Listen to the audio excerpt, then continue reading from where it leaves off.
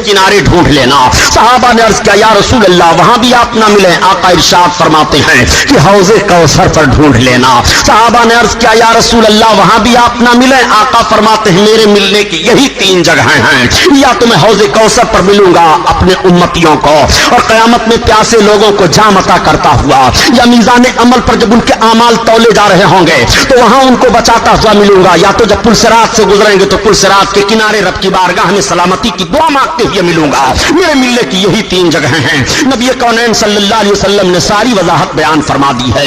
अब आप जरा मुलाहजा करते चलिए प्यारे, आका का करीमाना हाल क़यामत के मैदान में क्या होगा। सारे लोग खड़े हैं, अल्लाह के हबीब अपने सर मुकद्दस को सजदा से उठाते हैं, खुश हैं और खुशी के आंसू निगाहे नबूवत से जारी हैं। रब की बारगाह में अर्ज करते हैं ए मेरे मौला ये सब तेरे गुनहगार बंदे हैं, परवरदिगार इनका हिसाबो किताब जल्द ले ले।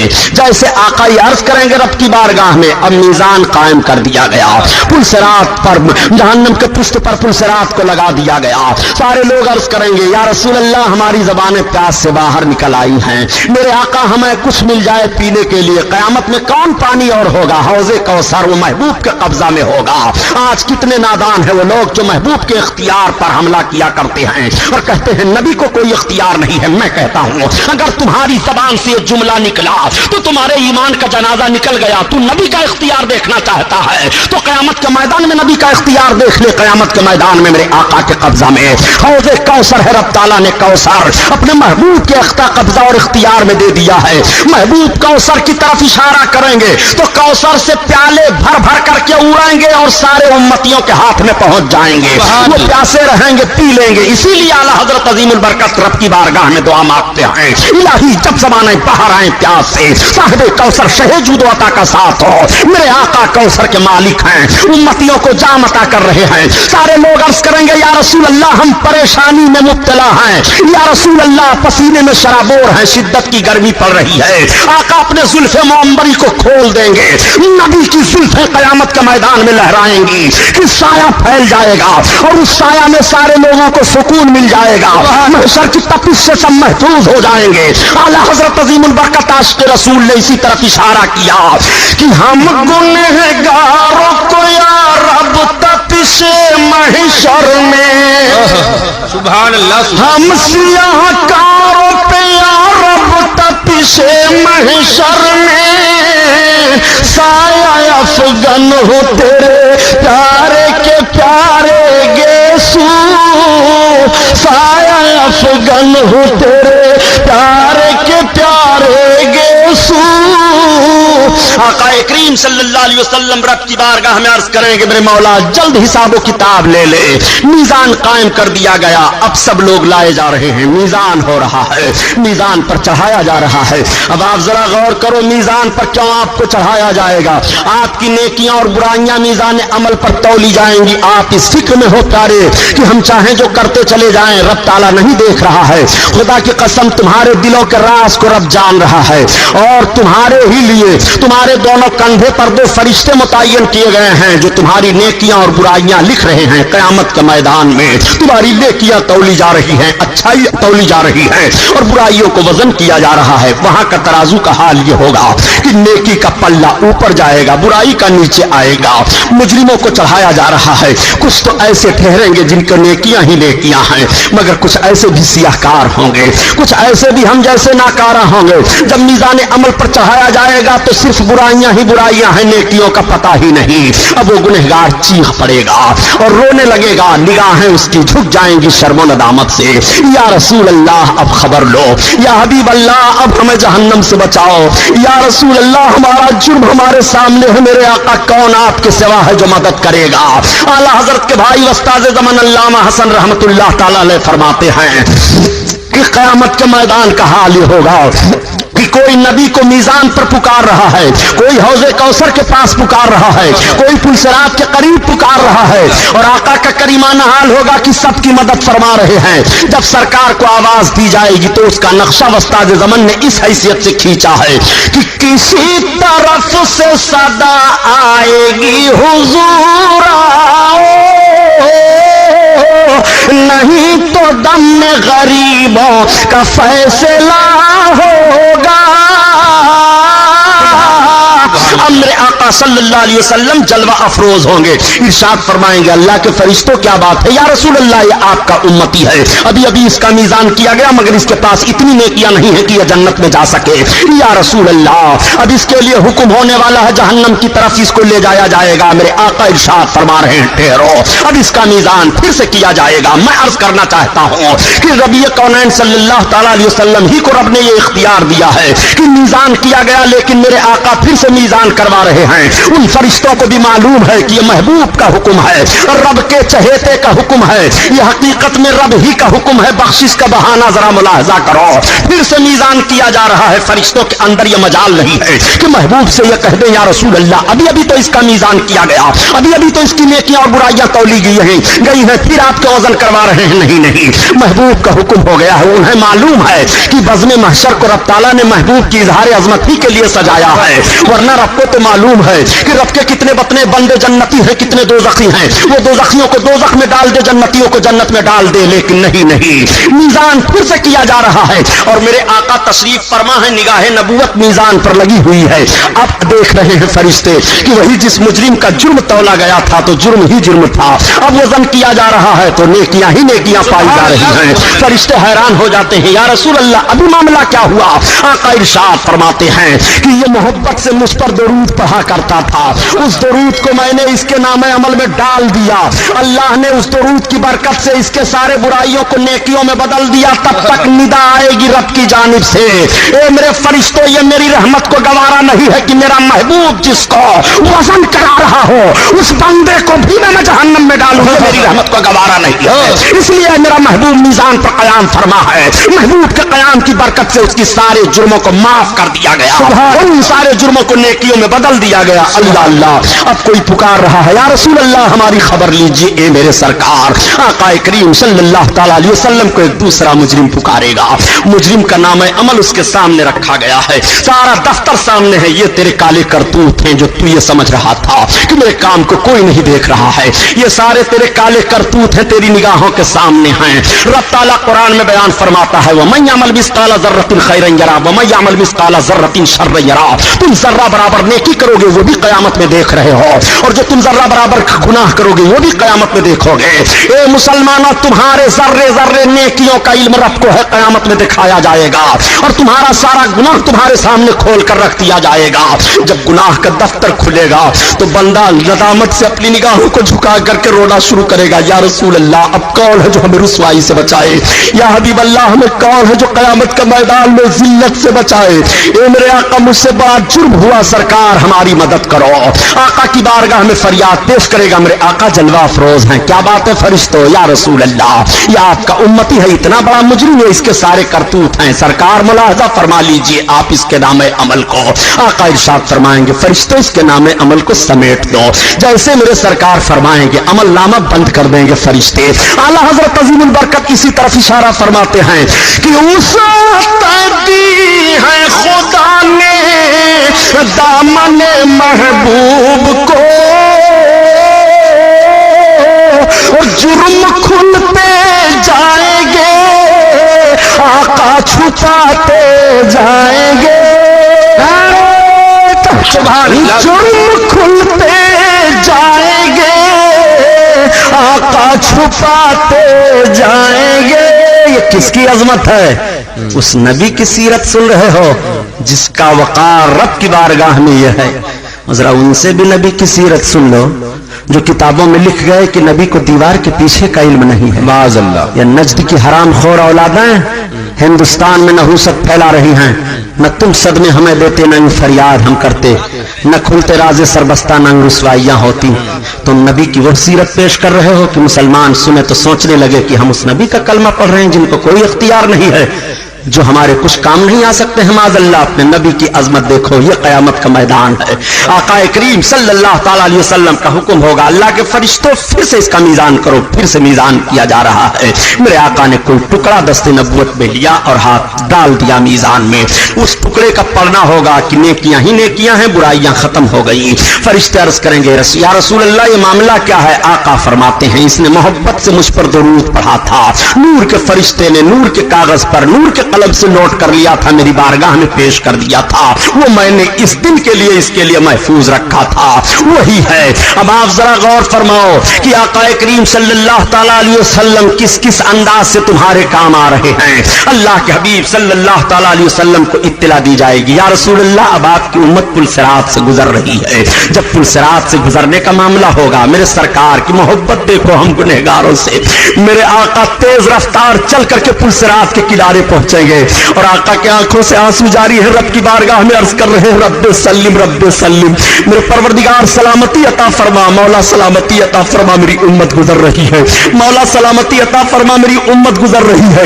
आका करीम सल्लल्लाहु तआला अलैहि वसल्लम जब इस तरह से दुआ मांगते हैं तो आला हजरत अजीमुल बरकत इश्क के मैदान के धनी हैं, वो अर्ज करते हैं या रसूल अल्लाह जब आप पुल सिरात के किनारे क़याम फरमा हो और हम गुलामों का गुजर हो तो अब हम पुल सिरात से गुजरते हुए डरेंगे नहीं, बल्कि अब तो हम पुल सिरात से मचलते हुए गुजरेंगे। राजा पुल से अब वजद करते गुजरिए, सुभान अल्लाह, पुल से अब वजद करते गुजरिए कि हाय रब सल्लिम सदाए मोहम्मद, सदाए मोहम्मद सल्लल्लाहु तआला अलैहि वसल्लम। आका करीम सल्लल्लाहु अलैहि वसल्लम जलवा अफरोज हो गए और रब्ब सल्लिम रब की बारगाह में अर्ज कर रहे हैं। मेरे आका फरमाएंगे कि ऐसा करो जिब्रील को इत्तला दो। हजरत जिब्रील को क्यों इत्तला दी जा रही है, जरा इसको भी जहन में रखिए। मेरे सरकार सल्लल्लाहु अलैहि वसल्लम मक्का की सरजमीन पर हैं और जब रब ताला ने अपने महबूब को अपने कुर्ब में बुलाया था अर्श आजम पर, जब मेरे सरकार तशरीफ ले गए थे, जिसको मेराज कहा जा रहा है, मेराज की रात है। आका करीम सल्लल्लाहु अलैहि वसल्लम हरम शरीफ के सामने हजरत उम्महानी का मकान है, उनके मकान में मेरे आका जलवा अफरोज हैं। रात का सन्नाटा है, हजरत जिब्रील अलैहिस्सलाम 70,000 फरिश्तों की जमात लेकर के हाजिर होते हैं और हजरत उम्महानी का दरवाजा खुला या छत फटी। हजरत फातिमा रदी अल्लाह ताला अन्हा फरमाती हैं कि मैं उस वक्त दरवाजा के करीब मौजूद थी। आका करीम सल्लल्लाहु अलैहि वसल्लम आराम फरमा रहे थे, किसी ने आवाज दी, मैं दरवाजा खोलना नहीं चाहती थी, मगर मेरे अब्बू ने कहा बेटी दरवाजा खोल दो। जब मैंने दरवाजा खोली तो मैंने देखा कि कितने लोग हैं जो हाजिर हैं। आका करीम सल्लल्लाहु तआला अलैहि वसल्लम के लिए एक रवायत मेराज शरीफ की ये भी है और दूसरी रवायत यह है कि हजरत जिब्रील अलैहिस्सलातु तस्लीम तशरीफ लाए। दरवाजे पर 70,000 फरिश्ते ठहरे हैं नबी का इस्तकबाल करने के लिए। हजरत जिब्रील अलैहिस्सलाम हजरत उम्महानी के मकान की छत को फाड़ देते हैं और फाड़ने के बाद जब जलवा अफरोज हुए तो देखा कि महबूब आराम फरमा रहे हैं, मेरे आका आज सो रहे हैं। हर रात तो आका इबादत कर रहे थे, मगर आज रात मेरे सरकार सो रहे हैं। हजरत जिब्रील ने नबी को जगाया कैसे, जरा मुलाहजा फरमाइए और इन हरामखोरों से पूछिए, ये भी इस रवायत को पढ़ते पढ़ाते हैं मगर समझ में कुछ नहीं आता कि छेड़ें दास्तां कैसे, रुलाएं तो बगावत है, हंसाएं तो बगावत है।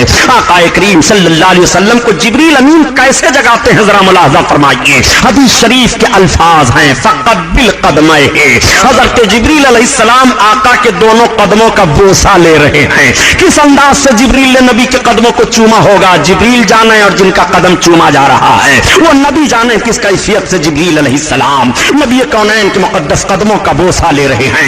मेरे आका आंखें खोल देते हैं, अल्लाह का फरिश्ता हाजिर है। या रसूल अल्लाह सलाम आपको अर्ज किया जा रहा है और रब ने आपको सलाम पेश किया है। मेरे आका आज रब के कुर्ब में आप चलिए, अल्लाह ने आपको बुलाया है। हजरत जिब्रील अलैहिस्सलाम सारा माहौल अर्ज करने के बाद अर्ज करते हैं या रसूल अल्लाह हम ऐसे आपको नहीं ले चलेंगे, आपको दूल्हा बनना है। या रसूल अल्लाह आपके इस्तकबाल में दरवाजे पर 70,000 फरिश्ते हाजिर हैं, दरवाजा खुला हुआ है। मेरे आका ने मुलाहजा किया, 70,000 फरिश्तों ने सलाम पेश किया। जमजम शरीफ का पानी लाया गया, नबी को गुस्ल दिया जा रहा है। जोड़ा लेकर के हजरत जिब्रील अलैहिस्सलाम हाजिर हैं। अब जब मेरे आका को गुस्ल दिया जा रहा था तो जरा वो अंदाज मुलाहजा फरमाइए कि सरकार के गुस्ल का पानी मेराज की रात में गिरा तो हुआ क्या। तो आला हजरत अजीमुल बरकत फरमाते हैं कि बचा जो उनके तलवों का धोवन बनाओ जन्नत का रंगो रोगन। सुभान अल्लाह। मेरे सरकार को जब गुस्ल दिया जा रहा था तो पानी कहां से पहले डाला जाता है, सर से डाला जाता है। तो आला हजरत अजीमुल बरकत फरमाते हैं कि उतार कर उनके रुख का सदका ये नूर का बट रहा था बाला की चांद चांद सूरज मचल मचल कर जबी की खैरात मांगते थे। सुभान अल्लाह सुभान अल्लाह। और बचा जो उनके तलों का ढोवन बना वो जन्नत का रंग रोगन, जिन्होंने पाई दूल्हा की उतरन फूल गुलजार के चुने थे। सुभान अल्लाह। अल्लाह अकबर। आका करीम सल्लल्लाहु अलैहि वसल्लम को दूल्हा बनाया गया और जब मेरे सरकार दूल्हा बने तो काबा वजद कर रहा था। आज महबूब रब के कुर्ब में जा रहे हैं। अल्लाह अकबर। सवारी सामने लाई गई, तब तक सवारी ने शोखी की। हजरत जिब्रील फरमाते हैं बुराक ठहर जा, तू जानता है तुझ पर कौन सवार होने वाले हैं? ये इमामुल अंबिया हैं, सैयदुल मुरसलीन हैं। बुराक ने अर्ज किया, ए सैयदुल मलाइका, मैं गुस्ताखी की बुनियाद पर शोखी नहीं कर रहा हूं, बल्कि मेरी एक आरजू है कि आज रब के कुर्ब में महबूब जा रहे हैं और जिस तरह से मुझको सवारी होने का शरफ बख्श रहे हैं, ए सैयदुल मलाइका, मेरी एक तमन्ना है, आका की बारगाह में मेरी तरफ से आप अर्ज कर दें कि कल कयामत के मैदान में सरकार जब हश्र का दूल्हा बन करके और जन्नत में तशरीफ ले जाने लगा तो मुझे को सवारी होने का शरफ, सिर्फ यही मेरी तमन्ना है। तब तक हजरत जिब्रील ने अर्ज किया, या रसूल अल्लाह, आप सुन रहे हैं बुराक क्या कह रहा है? आका ने फरमाया, जिब्रील हमने सुन लिया, बुराक से कह दो उसकी तमन्ना पूरी कर दी। अल्लाह अकबर। ये सवारी है, जानवर है जो नबी से अपनी तमन्ना पूरी करवा रहा है, मांग रहा है। ये कैसे जानवर हैं कि नबी से मांगो तो मुशरिक करार दे दिए जाओ, नबी तुम्हें कुछ दे नहीं सकते हैं, ये इल्जाम लगाया जा रहा है और नबी की मुकद्दस जात पर हमला किया जा रहा है। देख नबी से जानवर किस तरह से मांग रहा है। वो जो बुराक है, सवारी है, मेराज में आका करीम सल्लल्लाहु अलैहि वसल्लम जिस पर सवार होने के लिए जा रहे हैं, सरकार ने उसकी मुराद को पूरी कर दिया। अब मेरे आका चले और जब सिदरा पर पहुंचे जहां हजरत जिब्रील के ठहरने की जगह है, हजरत जिब्रील अलैहिस्सलातु तस्लीम ने अर्ज किया, या रसूल अल्लाह, अब मैं आगे नहीं जाऊंगा। मेरे सरकार ने इरशाद फरमाया, आगे नहीं चलोगे? या रसूल अल्लाह, नहीं। आका ने इरशाद फरमाया, जिब्रील तुम्हारी कोई हाजत है? अर्ज करते हैं, या रसूल अल्लाह, अब आप ठहरें। मेरे सरकार, मेरी भी एक तमन्ना है। वो तमन्ना यह है कि जब आप मक्का से चलने लगे थे तो बुराक ने अर्ज किया था कि कयामत के मैदान में जब आप हश्र का दूल्हा बन करके चलें तो सवारी होने का वहां भी मुझे को शरफ बख्श दें। या रसूल अल्लाह, मेरी तमन्ना यह है कि कयामत के मैदान में जब पुलसिरात से आपकी उम्मत गुजरे तो पुलसिरात पर आपकी उम्मत को गुजरने के लिए मैं अपने पर को फर्श बना दूं। या रसूल अल्लाह, ये मेरी तमन्ना कबूल फरमा लीजिए। मैं अर्ज कर रहा हूं कि नबी से मेराज की रात में मांग कौन नहीं रहा है? जानवर तो मांग रहा है, चरिंदे परिंदे तो मांग रहे हैं, हवा फिजा तो सवाल कर रही है, आसमान के दरवाजे पर सवालियों की भीड़ लगी हुई है, सारे लोग नबी से मांग रहे हैं, सैयदुल मलाइका नबी से मांग रहे हैं। आज नबी से मांगा जाए तो शिर्क का फतवा लगाया जा रहा है। मैं कहता हूं, तुम बताओ, आखिर मुसलमानों को मांगने का दरवाजा कहां है? किस दरवाजे से मुसलमान मांगेगा? तुम्हें जो कुछ हासिल करना है नबी की बारगाह में आना होगा। तुम्हें अगर आखिरत लेनी है तो नबी की चौखट पर आओ, तब पाओगे। तुम्हें वकार लेना है तो नबी की बारगाह में आओ, तब पाओगे। तुम्हें बख्शिश का परवाना लेना है तो मुस्तफा की चौखट की हाजिरी दो, तब तुम्हें मिलेगा। तुम्हारा रब इरशाद फरमाता है, वलो अन्नहुम ज़लमू अनफुसहुम जाऊका। नबी करीम ही की चौखट है जो तुम खुदा की अता हासिल कर सकते हो। आका करीम सल्लल्लाहु तआला अलैहि वसल्लम से हजरत जिब्रील ने ये मनवा लिया था, मेरे आका ने कबूल फरमा लिया। अब कयामत के मैदान में जब सरकार पुलसिरात के किनारे तशरीफ फरमा हो रहे हैं, इरशाद हो रहा है, जिब्रील को इत्तला दो मेरी उम्मत गुजर रही है। इसीलिए तो आला हजरत अजीमुल बरकत फरमाते हैं कि अहले सिरात रूहे अमी को खबर करें। सुभान अल्लाह। अहले सिरात रूहे अमी को खबर करें और जाती है उम्मते नबवी फर्श पर करें, फर्श पर करें। मैं आप लोगों से पूछना चाहता हूं, कयामत के मैदान में पुलसिरात से गुजरोगे, सैयदुल मलाइका अपना पर फर्श बना रहे हैं, जरा अपने कदम का जायजा लीजिए और गुनाहों से तौबा कीजिए। आपको कितना वकार मिला है, आका के सदका में उम्मत गुजर रही है। मेरे सरकार का करीमाना हाल जरा मुलाहजा फरमाइए। कयामत में इतनी भीड़ भाड़ है, सारे गुनहगार मगफिरत मगफिरत चिल्ला रहे हैं, सारे लोग फरियाद कर रहे हैं। आका का यह करीमाना हाल होगा, कैसे कैसे अंदाज से लोग बख्शे जाएंगे। मेरे सरकार का दरियाए करम जोश में आएगा।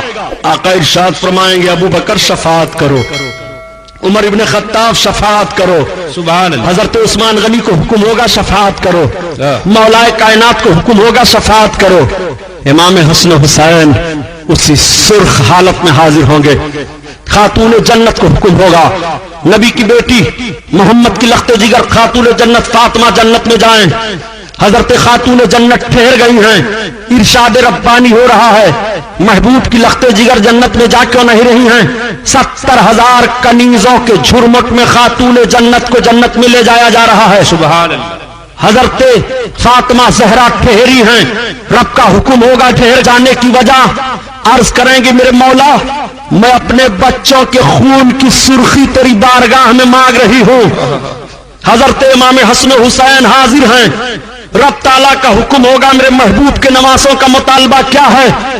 عرض کریں گے پروردگار تیرے محبوب کے ناموس کے لیے حسین نے کربلا کی سرزمین پر اپنے خون کا جو آخری قطرہ پیش کیا تھا، مولا تیرے علم میں ہے میرے محبوب کے امتیوں کی مغفرت فرما، رب کا فرمان ہوگا کہ حسین سے جتنوں کو محبت ہے اعلان کر دو قیامت کے میدان میں سب کی مغفرت تک حبیب ارشاد فرمائیں گے میری امت کے علماء تم بھی رب کی بارگاہ میں شفاعت کرو، شفاعت کا مطلب یہ ہے کہ رب کی بارگاہ میں تم عرض کرو اے اللہ یہ سب میرے متعلقین ہیں ان کی مغفرت فرما، اور رب تعالیٰ اپنے محبوبوں کے اس عرض کو قبول کر کے بخش دے گا، اسی کا نام ہے شفاعت۔ آقا کریم صلی اللہ علیہ وسلم کا حکم ہوگا میری امت کے حاجیوں تم شفاعت کرو، تو جس حاجی کا حج رب نے قبول فرما لیا ہے وہ حاجی اپنے گھر کے 400 افراد کی مغفرت کرائے گا، سبحان اللہ، سبحان اللہ، حافظ قرآن کو حکم ہوگا حفاظ تم شفاعت کرو، تو حافظ قرآن کے والدین کا تو حال یہ ہوگا کہ قیامت کے میدان میں حافظ کے والد والدہ کو نور کا تاج عطا ہوگا، وہ نور کا تاج پہن کر کے جب قیامت کے میدان میں چلیں گے تو لوگ پوچھیں گے یہ کون لوگ ہیں، تو اعلان کرے گا منادی یہ وہ لوگ ہیں جنہوں نے اپنے بچوں کو قرآن حفظ کروایا تھا، یہ ان کے ماں باپ ہیں جن کو یہ انعام رب کی طرف سے حاصل ہوا ہے، وہ جنت کی طرف جا رہے ہیں نور کا تاج اوڑھے، وہ جنت کی طرف چلے جائیں گے، لوگ رشک کریں گے ہائے کاش ہم بھی اپنے بچوں کو حافظ قرآن بنائے ہوتے، حافظ قرآن کے لیے حکم ہوگا وہ شفاعت کرے تو حافظ قرآن اپنے گھر کے ان 10 افراد کی بخشش کرا لے گا جن پر جہنم واجب ہو چکا ہو، یعنی ان کو جہنمی قرار دے دیا گیا ہو، وہ مغفرت کروا لیں گے۔ عالم دین کو حکم ہوگا تو علماء کی تو شان ہی نرالی ہے، اللہ اللہ، علماء اور شہید کے خون کا اور علماء کی سیاہی کا مقابلہ ہوگا، جب علماء کی سیاہی قلم کی اور خون وزن کیا جائے گا شہیدوں کا، تو شہیدوں کے خون پر عالموں کے قلم کی سیاہی غالب ہو جائے گی، اللہ اللہ حکم دے گا رب تعالیٰ یہ شفاعت کریں تو علماء تو یہ بے شمار لوگوں کو شفاعت کریں گے جن کی گنتی ہی نہیں ہے، آقا کریم صلی اللہ تعالیٰ علیہ وسلم کا حکم ہوگا، میرے سرکار صلی اللہ علیہ وسلم نے اذن عام فرما دیا آپ سب شفاعت کر رہے ہیں، غوث اعظم شفاعت کر رہے ہیں، خواجہ غریب نواز شفاعت کر رہے ہیں، امام اعظم شفاعت کر رہے ہیں، امام شافعی شفاعت کر رہے ہیں، امام حنبل شفاعت کر رہے ہیں، امام مالک شفاعت کر رہے ہیں، حنفیوں کی بخشش ہو رہی ہے، شافعیوں کی بخشش ہو رہی ہے، مالکیوں اور حنبلیوں کی بخشش ہو رہی ہے، قادری بخشے جا رہے ہیں، چشتی بخشے جا رہے ہیں، سہروردی بخشے جا رہے ہیں، یہ سارے سلسلے کے لوگ بخشے جا رہے ہیں، ان کی مغفرت ہو رہی ہے، اللہ اللہ۔ آقا کریم صلی اللہ علیہ وسلم نے اعلان کر دیا ایسے ایسے لوگ اب جنت میں جا رہے ہیں، ذرا اپنے آقا کی عظمت ملاحظہ فرما لو، جنتیوں کی ایک ٹیم جنت میں جا رہی ہے اور ایک ٹیم کے لیے حکم ہو جائے گا کہ یہ جہنم میں جائیں، تو اس کے سامنے سے جنتی لوگ گزریں گے، تب تک جہنمی جنتی کا دامن تھام لے گا، روک دے گا، ٹھہر جاؤ، جنتی رک جائے گا، مجھے پہچانتے ہو؟ حدیث شریف کے الفاظ یہ ہیں، اما تعریف نہیں کیا تو مجھے جانتا ہے؟ وہ کہے گا ہاں میں پہچانتا ہوں، کہو کیا کہنا چاہتے ہو؟ وہ کہے گا انا الذی وهبت لک وضوا، میں نے آپ کو دنیا میں وضو کرنے کے لیے پانی دیا تھا، آج میں اتنا بدعمل ہوں کہ اپنی بدعمالیوں کی بنیاد پر رب تعالیٰ کے قہر و غضب کا سوال میرے اوپر ہو گیا. مجھے کون بچائے گا رب تعالیٰ کے قہر و غضب سے؟ ہم کو جہنم میں جانے کا حکم ہو گیا. ہم جہنمیوں کی فہرست میں کھڑے ہیں. تم جنتی ہو، میں نے تمہارے ساتھ دنیا میں ایک کام کیا تھا، اس کا بدلہ ہمیں دے دو. وہ ٹھہرا ہوا ہے، دوسرا جہنمی پکڑ لے گا جنتی کو. مولانا فاروق، مولانا عبدالحقیق صاحب، ٹھہرو. مجھے پہچانتے ہو؟ ہاں کہو کیا بات ہے. انا الذی سقیتہ شربتن، میں نے آپ کو پانی پلایا تھا دنیا میں، آپ مجھ کو اس کا بدلہ دے دیجئے. یہ جنتی بندے ٹھہرے ہوئے ہیں. رب کا حکم ہوگا میرے بندے جنت میں جاتے کیوں نہیں ہو؟ وہ بندے عرض کریں گے پروردگار یہ تیرے بندے ہیں، انہوں نے دنیا میں مجھے وضو کرنے کے لیے پانی دیا تھا، یا اللہ انہوں نے دنیا میں مجھ کو پانی پلایا تھا، یہ مجھ سے بدلہ مانگ رہے ہیں. خدا کی قسم قربان جاؤ نبی رحمت پر، میرے آقا ارشاد فرماتے ہیں جس کا مفہوم عرض کر رہا ہوں، اے میرے بندو جنتیوں، تم ان سب کا ہاتھ پکڑ لو، جنت میں لے کر چلے جاؤ. سبحان اللہ، سبحان اللہ. یہ کرم دیکھو.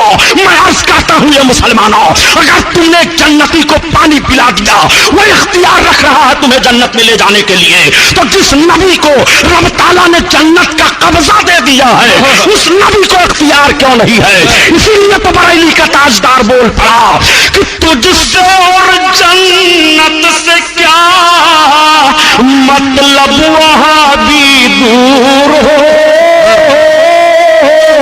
تم سے اور جنت سے کیا مطلب، منافق دور ہو، ہم رسول اللہ کے، جنت رسول اللہ کی. اور کیسے لوگ اس دن بخشواؤں گے، ذرا یہ ملاحظہ کر لو. حضرت عائشہ صدیقہ ام المومنین کی عظمت کون نہیں جانتا ہے؟ عورتوں نے آقا کی بارگاہ میں عرض کیا یا رسول اللہ، مردوں کی بھیڑ آپ کے پاس زیادہ ہو جاتی ہے. یا رسول اللہ، ہم عورتیں مردوں کی بھیڑ کی بنیاد پر آپ کے قریب نہیں ہو پاتی، ہمیں دین کی باتیں سننے کو نہیں ملتی ہیں. یا رسول اللہ، ہمارا جلسہ آپ الگ متعین فرما دیں. اللہ کے حبیب نے قبول فرما لیا. عورتوں کا جلسہ ہوا، سرکار تشریف لے گئے، میرے آقا خطبہ دینے لگے. آقا ارشاد فرماتے ہیں کہ جس عورت کے بچے مر گئے ہوں، کچے بچے، وہ قیامت میں اپنے ماں باپ کی شفاعت کر کے جنت دلائیں گے. وہ بچہ رب کی بارگاہ میں اپنے ماں باپ کی بخشش کے لیے جھگڑے گا. علماء فرماتے ہیں جھگڑنے کا مطلب وہ مچلے گا، وہ عرض کرے گا میرے مولا میرے باپ کو بخش، میری ماں کو بخش، تب میں جنت میں جاؤں گا. اور وہ مچل مچل کر عرض کرے گا. رب تعالیٰ اس بچے کے مچلنے کو قبول فرمائے گا، اس کے والدین کی بخشش فرما دے گا. سبحان اللہ. حضرت ام المومنین عائشہ صدیقہ عرض کرتے ہیں یا رسول اللہ، اور جس کا ایک بچہ مرا ہو؟ آقا فرماتے ہو ایک بچہ اپنے ماں باپ کی بخشش کرائے گا. تب تک وہی حضرت ام المومنین عرض کرتی ہے یا رسول اللہ، اور جس عورت کے کوئی بچہ ہی نہ ہو، آقا فرماتے ہیں اس کی بخشش میں کراؤں گا. سبحان اللہ، سبحان اللہ. سلام اس پر کہ جس نے فضل کے موتی بکھیرے ہیں. سبحان اللہ. سلام اس پر کہ جس نے فضل کے موتی بکھیرے ہیں، اور سلام اس پر کہ جس نے کہہ دیا سب میرے ہی میرے ہیں. اور کون بخشوائے گا؟ ذرا اس کو بھی سنو. قرآن کی تلاوت کیا کرو، مسجدوں میں جایا کرو، مسجدیں تعمیر ہوں تو اپنے حسب وسعت حصہ لیا کرو. آج تو مسجدوں کو شہید کرنے اور گرانے کا پلان بنایا جا رہا ہے. بابری مسجد کو فسطائی طاقتوں نے اپنے بلبوتے پر شہید کیا، بت خانے میں تبدیل کیا. حالانکہ انہیں معلوم ہے کہ اسلامی نقطۂ نظر سے مسجد خالصہ زمین پر تعمیر کی جاتی ہے. اگر مسجد کی زمین کسی کی ملکیت ہے اور وہ نہیں دے رہا ہے تو آپ زبردستی کر کے اس پر وہ تعمیر مسجد کی نہیں کر سکتے. خالصہ زمین پر ہماری مسجد کی تعمیر ہوئی، مگر ایسی تاریخ گڑھی گئی جس تاریخ نے ہندوستان میں انصاف و دیانت کا جنازہ نکالا، مسلمان اور غیر مسلم کو ایک ایسے انداز سے لڑایا کہ جس میں عبادت گاہ زد میں آئی اور عبادت گاہ کا چہرہ مسخ کیا گیا، عبادت گاہ کی اینٹ سے اینٹ بجا دی گئی، عبادت گاہ گرانے والوں کو فردن فردن جو سزائیں رب کی طرف سے ملی وہ سزائیں میں نہیں بیان کر رہا ہوں، لیکن ایک بات تو میں ضرور عرض کرنے کا حق رکھتا ہوں کہ تالا کھلوایا تھا جس نے، اس کا بھی نام و نشان مٹا، شہید کروایا جس نے، سیاست کا جنازہ اس کا بھی نکلا، دلی سے لے کر کے یوپی حکومت تک ان سب کے سیاست کے جنازے نکل گئے جنہوں نے بابری مسجد کے آڑ میں اپنی سیاست کو چمکانا چاہا تھا۔ انہیں نہیں معلوم ہے کہ جس رب نے قرآن نازل فرمایا ہے، قرآن میں رب کا حکم ہے کہ جو مسجدوں کو خراب کرنے کی کوشش کرتے ہیں وہ صافی خرابہا، جس نے مسجد کو خراب کرنے کی کوشش کی، ویران کرنے کی کوشش کی، لہو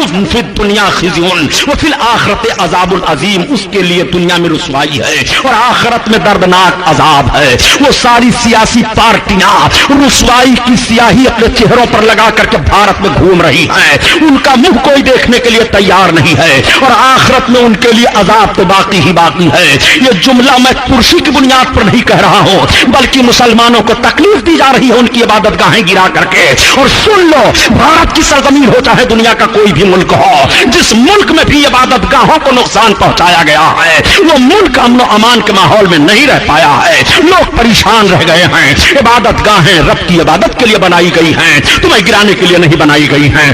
آج مسجدوں کو پھونکا جا رہا ہے، آج مسجدوں کو جلایا جا رہا ہے۔ ایک قوم مسلم آج اس اسٹیج سے میں آپ کو اس منبر سے پیغام دے دینا چاہتا ہوں کہ اب بھی تمہیں سجدہ کرنے کا وقت نہیں آیا، اب بھی تمہیں کیا قرآن پڑھنے کا وقت نہیں آیا ہے، اب بھی تمہیں کیا متحد ہو کر کے کاندھے سے کاندھا ملا کر کے رسول کا عشق اپنے دل میں لے کر کے آگے بڑھنے کا وقت نہیں آیا ہے۔ اب بھی تم جماعتوں میں بکھرے رہو گے، اب بھی تم رسول اللہ کی عظمت کا کھلواڑ بناؤ گے۔ آؤ دیکھو دیکھو، میں تمہیں بتاتا چلوں، گزشتہ سال اگست کا مہینہ لے لو، گزشتہ سال اگست کے مہینے میں آپ نے ایک اعلان سنا ہوگا جو پوری دنیا میں اعلان ہوا تھا کہ ترکی میں ایک بہت بڑا زلزلہ آیا، اس زلزلے میں نہ جانے کتنے لاکھ انسان ترکستان میں یعنی ترکی میں ہلاک ہو گئے۔ کیا آپ نے اس تبصرے کو جانا کیسے آیا، اس زلزلے کو جانا کیسے آیا تھا، اس پر آپ نے کچھ تنقید اور تبصرے کی بنیاد پر ریسرچ کیا کہ نہیں؟ سنو، آج اعلان ہو رہا ہے، آج رسالوں میں وہ سارے ماحول آ رہے ہیں، آج کتابیں اس کے تعلق سے منظر عام پر آ گئی ہیں کہ ترکی کا گزشتہ سال اگست کے مہینے میں زلزلہ کیوں آیا تھا۔